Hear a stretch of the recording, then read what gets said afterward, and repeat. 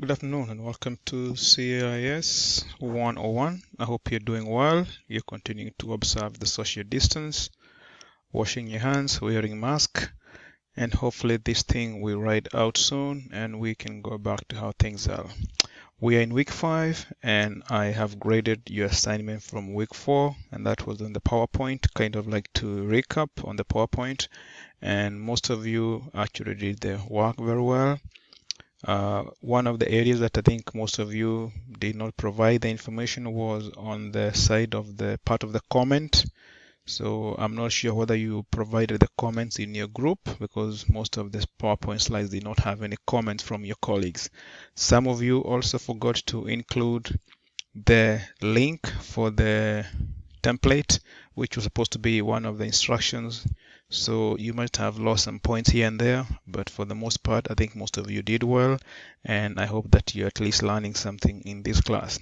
So we are done with PowerPoint, but don't throw away the book, don't throw away the concept. You'll kind of keep using this knowledge as you move on. So if there are some few things that you need to recap, you can always go to the internet, you can always come back to the class, and you can always use your resources to do that. Now we are in week 5 and we are going to start working on Excel, or we have already started working on Excel. So Excel is part of what we call a spreadsheet. It is a program that can help us to organize data, and we're going to be doing some analysis, and is one of the most common used applications next to Microsoft Word. So Microsoft Word is part of what we call a word processor, which, as we know, helped automate the typewriter. So after the Microsoft Word, in the Microsoft Office suite of products, we come to Microsoft Excel, which is very, very important. And now with what you're calling the big data, it's even becoming much, much more important. So one of the items that you are supposed to go through is what you call the order of operations, and there is some links here that you can watch, and this is something probably you did in 4th grade. If you remember something called PEMDAS, please excuse my dear Aunt Sally. So that shows you the order of operation, and some people they call it the BODMAS. So depending on which variation of English you speak, you might have come across that. So that helps you to be able to see how you're going to be applying the order of operation, because it is very, very important that you know how to do that. Because what you're going to be doing in Excel is we are going to be transforming the equations and using cell references to represent the equations, and we use the brackets or parentheses, also depending on which variation you're talking about, to help us in ensuring that you're keeping the order of operation. So it's very, very important that you go through that. If you're comfortable with that piece, some of you might have already started working on the simulation, and this is very similar to what we are working on last week. So we have these 4 simulations, and then we have the hands-on, and this is the hands-on down here. So you have the file that you're going to start with, and then you have what I'm calling the instructions. So because I know some of you are using different versions of the book, when you go to page 480, it might be a little bit different. So I've given you a document here that actually shows you the instructions, but you willing to make sure that if you're using the book, that's the part of the book that you're working with. So the goal of this short video is to walk you through how you're going to be working on your simulation, and then give you some instructions if we have time on how you're going to be working on this project here. So to start us off, you'll go to My IT Lab, and this is the page that you'll be brought to when you click on the My IT Lab, and you have today's date is 22nd, so that's what you're going to be seeing. And from the date here, you can see there is nothing that is due, but anytime that you have a flag, that will be telling you there is something that has been assigned. So like I mentioned in last week's video, I did schedule the assignments a little bit earlier so that if you had some time, you can start working on them. So by clicking on the 18th, you'll be able to see all the assignments, which is the assignment from chapter 1 of Microsoft Excel. And I think there should be 4. I think 2 should be somewhere around here. So by clicking on the 28th, that shows you the due date when they should be submitted, and that's on the 28th. So you have, what is that? Chapter 1, 2, 3, and 4. And the reason why you see there is that conflict is because as you finish chapter 1, you start working on chapter 2. So I'm hoping this is not confusing. And if it's confusing you, please let me know. We can always change this. But what I'm trying to do is to give you the opportunities to do that. So you might not be able to start working on chapter 2 until the 28th, because that's when the items are scheduled. But the ones for chapter 1, they are due on the 28th and they have been scheduled from the 18th. So you have access to those. So basically what you'll do is you'll click on one, so you can pick this one here, and like we saw before, it's going to take you to the simulation. You have the simulation page, and this will open the page like that, and you have the work area, and then you have the instructions, and then you have the other tools here. So the platform, the interface is very, very similar. So this gives you the instructions here, and what you see is you see these commands here. We have this panel here with all the different types of command. It's very similar to the one that you had for Microsoft PowerPoint, and it's going to be very similar when you go to Microsoft Access. It's going to be a little bit the same. If you've been using Microsoft Word, this is almost the same. So this is what you call graphical user interface, whereby we use icons and pictures to represent commands, which is different from what you call the DOS, disk operating system, whereby you have to know the command that you're typing. So this, with Microsoft, they have ensured that they try to keep their interface more similar, so that there is not that much learning curve as you transition from one application to the other one. So you see here we have the file, you had the same, and then if you click on file, so this is going to be a little bit different because you are in simulation mode. But if you have Excel like this is how it should look like. So you have your file here, and you have the commands for saving and printing and sharing and doing that. And if you're in Word, it's going to be a little bit similar.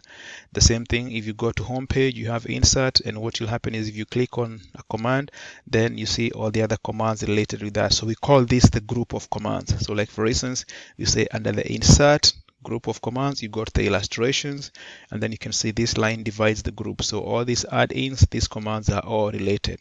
Charts, all these commands are related. Sparklines, all these are related. So you start from home and on like that. So Excel, the way it is set up is that you have what you're calling the rows and the columns. So this is a row, a column, sorry, column, and the columns are labeled A, B, C all the way. And then the rows are labeled from 1 all the way down like that to whatever number they have. So the cells, the intersection of a column and a row is what is called a cell, and each cell has what's called a cell reference. And the way you know the reference of each cell is if you click on a cell and you come to this section here, this is called the name box. It will always tell you which cell you're in. So this is cell M13, this is cell R16, which is row R and column R and row 16, and on like that. So this is the formula bar. Anytime that you type something in here is going to be appearing on this section here, what you call the formula bar. And if you want to make changes, you can make the changes, the text where you type, or you can come in the formula bar and click and then make some changes there. So once you finish typing something and you want to go to the next cell, you can use the tab key like that, or you can use the enter key, or you can use the arrow keys on your keyboard. So different techniques that you can use to help you move around. Now sometimes when you type information, it's not going to appear all of it, and what you can do is you can resize the column so that the information appears. And what you do is you bring the mouse pointer between the column headers. So this is O and this is P. Bring the mouse pointer and you can see it changes into, this is a big cross into a small thin cross, and then if you double click, it expands the size of that column.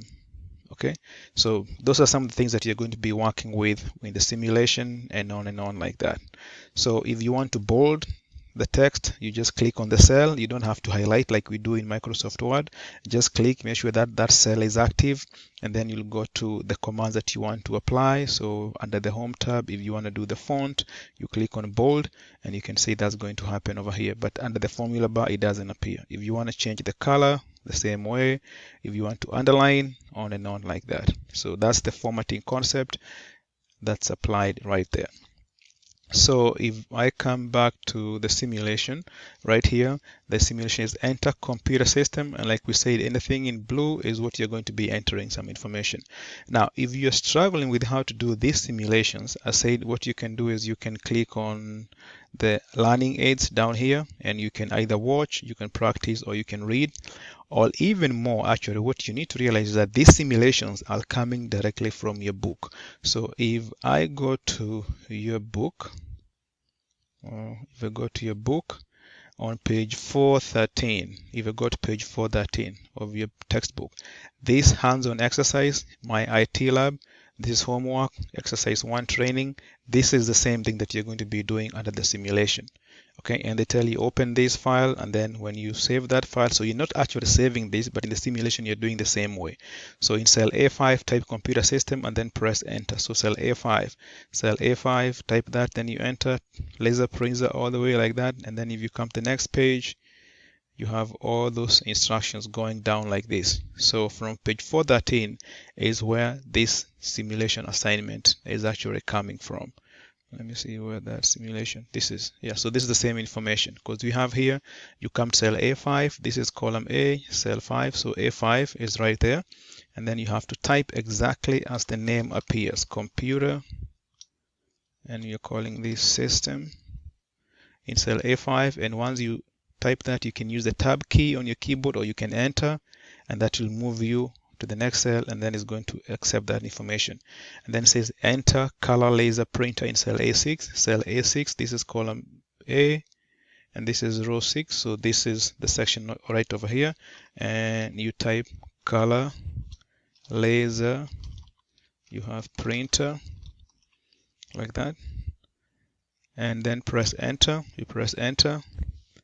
And we are done with that step for number 1. So now we are going to the instruction for number 2. And if you go back to your book, if I may go back to the course textbook, e-text, you see this is the same thing we just did.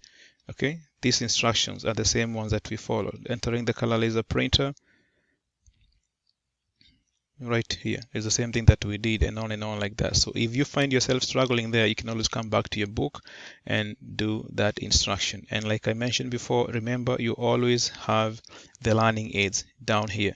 So that's how you go about working on these simulations. And then once you finish on this simulation, then you'll go and work on the where's that, you can save or submit or whatever you want to do.